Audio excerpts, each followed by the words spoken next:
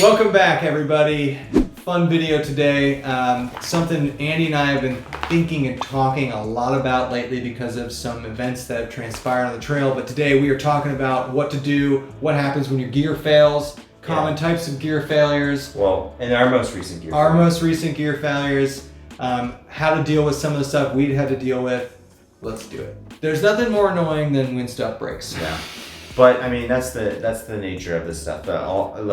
There's so many weak points on some of this gear that we use, and stuff just wears out when you use it. That's like if you're using it, it lasts a while and it wears out. Oh well, just replace it. But then sometimes stuff just goes wrong. Sometimes stuff just breaks. Yeah. And it can break when you're 60, 70 miles into the mountains and you got to deal with it. And it's something we build a lot of contingencies for. But you know, what are you gonna do if your water filter takes a dump on you, or what are you gonna do if your pack or your sleeping pad breaks and you can't fix it and stuff like that. So I think it's an important thing to talk about, and it can help you prepare for kind of worst case scenarios.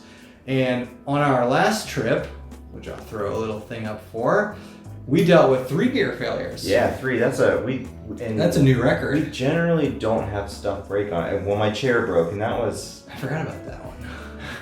That's a luxury gear failure. That's not a trip ender. None of these were trip enders. None of these were trip enders. Before we get into our gear failures, the ones that happened to us recently, what are the most common gear failures? Probably some of these, actually. Like sleeping pads popping. Sleeping pads popping is probably the most common, and if you can't repair it or you don't repair it properly, that's a potential trip ender. Yeah, that's why you just bring some tenacious tape or some type of repair kit, like just a piece of like adhesive fabric or something like that. So just a tiny piece. So if you have a sleeping pad, most of them come with an included repair pouch. Bring that. And if you aren't bringing that for some reason, you don't have it, bring some tape, some legit tape, because you're gonna need something that'll get you through a couple days probably. And if your sleeping pad doesn't work, maybe you just sleep on the ground. I don't know. Yeah, you just freeze. Yeah, it's true. If it's the winter, you'll just die. I didn't think about that. But I think sleeping pads popping is one of the most common, but one of the most treatable. I mean, just carry the repair thing and slap that on there. You'll be fine. Pain in the butt, though. Yeah. The next, probably one of the more common ones, and this is one of the ones that happened to us, is your water filter taking a dump. Now, that can happen for a couple reasons. It can be too clogged, or the O-ring can bust on it. Or let's say it's in the winter and you bring it and use it and it freezes, then it breaks. Now mine on our last trip, it didn't necessarily break, but the flow rate went down to like nothing. And you couldn't, even with back flushing it on the trail. It didn't get any better. It didn't get any better, so. So if you're backpacking solo, you definitely should bring some sort of water treatment in addition to your filter, assuming you're bringing a filter. And that could be boiling water. That could be boiling water. That could be a few tablets, spare tablets you keep in your first aid kit or something like that. Aquamira is a popular one. I used to carry that. I don't carry it anymore because I'm always going with other people. So yeah, I mean, we were lucky. We have 2 squeezes, so we were just down to 1 squeeze, which was a pain in the butt for 3 people, but it worked. So what I'm doing now, because my squeeze broke and I'm gonna get a new one, I kept the O-ring inside that thing. So there's a white O-ring in there, and that can pop out, or it can remain screwed onto the water bladder and you can lose it. Frozen lost his. I'm keeping my extra one now in my little kit, just because that's an easy thing to fix if your water filter breaks. Another thing I do, which isn't directly related to the water filter, but I bring extra Smart Water bottle caps. Well, I don't, but there's a water bottle cap on my water scoop. That's redundant. There you go. So you have one. Yeah. That's just easy, like weighs a gram. And if you're fumbling around a stream and you lose your water bottle caps, then I don't know what you do. If you can't contain your water, you just die. Yeah. That's just an easy. So extra water treatment, maybe some ion tabs with some Aquamira and the extra O-ring and the extra caps. That's like maybe an ounce, all those things together, if that. Oh, well. With the Aquamira. No, just get a few tabs. Get a few tablets. Get a few tabs, and if you're using an old squeeze or something, keep the O-ring and an extra water bottle cap, and you're protecting yourself against a lot of different things that can go wrong with your water filter. Yep. So that's the first, other than the pad, these filters will die on you, and either have a backup or have some way to deal with it. Like many people out there, we use the Avenue bags for dirty water storage, and I now have had 2 of these pop. Yeah, I've had 0 of them pop. Yeah, I've had 2 of them pop. Now here's, I'm probably not gonna replace it with an Evernew bag. I do need some. Yeah, but here's the thing. One could argue that these aren't made to be like ratcheted down to force water through them. They're not made for that. They're made for just water storage. And so, is it unfair of me to slam this for not being able to keep breaking after we try to use our squeezes on them? I don't know. But to be fair, the Sawyer bags break too. Sawyer bags break too. They all break, these bags. What happens is they break right here. They break right here, kind of where your pressure is the highest as you're squeezing water into this thing. And the Sawyer bags will break. And Andy's lost 2 Evernews. Now I've been using an Evernew and it hasn't broken. So I don't know. I'm sure how hard you squeeze plays into that. Yeah, and sometimes you catch yourself getting a little impatient when you're filtering water and you want to get the highest flow rate as possible. So you're putting a lot of pressure through the water to get as much volume through the filter as quickly as possible.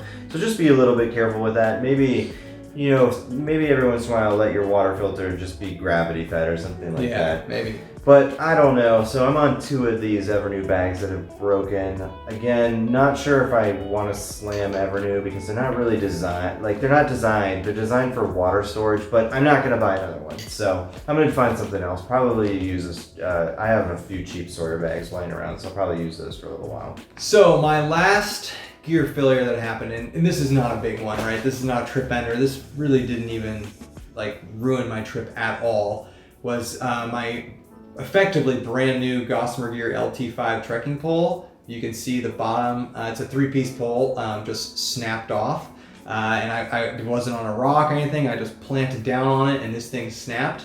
I was a little irked by it only because this pole is so new. If I had 500 miles on these things, that's fair. In terms of gear failure, it's not a big deal, right? It would have been more of a big deal if I was using a tent that required 2 trekking poles. Yeah. I only lost the bottom 3 or 4 inches, so I'm sure it might have been okay. Yeah, but that's just an expensive break. Yeah, these poles MSRP for $195. So I'm going to round that up to $200 with tax. So these poles are $100, and this replacement section is $50. And it's a third of the pole. But in terms of as a gear failure, it wasn't a big deal because I'm in a hammock and I wasn't even needing to use porch mode. I will say hiking with 1 trekking pole is not that bad. Yeah, it's kind of disturbing because my LT4s have been going strong for 10 years. For 10 years. I've had 0 issues with them. They've always been super reliable. I put them through the ringer. But then we talked to a thru hiker on our last trip that said he went through 2 pairs. A bunch of people have been having problems with these. Yeah, we talked to a thru hiker that broke 2 pairs of them, and then Frozen told us as well that he was with some thru hikers on the AT that busted a few pairs as well. Can't really claim. Maybe that's why they stopped warrantying them. Yeah, I don't know what the situations are. I don't want to you don't want to slam something without knowing the backstory behind it. But my LT4s have been going strong for a long time, and I've been nothing but satisfied with them. Everybody saw our video from Lake Vesuvius where I broke my Chair Zero. And most people wouldn't think a chair break is a big deal. No, it's a big deal. It's a big deal. Yeah. Everybody who has a Chair Zero or backpacking chairs in general knows how annoying it is that the legs sink into the dirt and the mud and they get uneven. And then, so anyways, the reason for the break there, I kind of think it had to do with them being uneven or something like that. I'm not really sure, but I was just sitting in it and the aluminum stay broke. It could have been like I said, it could have been because it was on uneven ground and it got some weird like weight Maybe. transfer. I don't know. That's gonna wrap this up for us. You know, this video is like part our gear failures and part like how do you deal with gear failures in general, Or what we've seen. I mean, what we've seen. Yeah, I've popped a sleeping pad before. I've popped sleeping pads. The biggest thing you can do is hike with other people, and then you don't have to worry about it. I know it's easier said than done, but like you don't need to worry about your backup water filter if you're just with somebody else that has a water filter. So that's kind of the biggest high level advice. And then just be prepared. Gear will break. It will break, and it will break in inopportune times. Yep. And have a plan for certainly your most your most important gear like a water filter. Have a plan for if it goes down. So that's gonna wrap it up for us. Let us know about your gear failures. Those are always fun to talk about. Yeah. I'm sure people have got some crazy stories of like their tent breaking in the middle of the mountains or something like that. Lucky for us, we have dealt with gear failures, but we have never had a trip-ending gear failure. No, we've had. I remember one time my rain fly got ripped, and I had to sleep in somebody else's tent. That was in Wyoming. But yeah, nothing that has ever ended trip, just maybe made things a little bit more uncomfortable. And honestly, I think the only trip ender is you can't filter water, and you don't have shelter, and you can't sleep. Yeah, like you can't get warm or something. Yeah, like that. tent, sleeping pad, water filter. I don't know. Everything else you might be able to muscle through. But anyway, that's gonna wrap it up for us. We'll see everybody on the next one.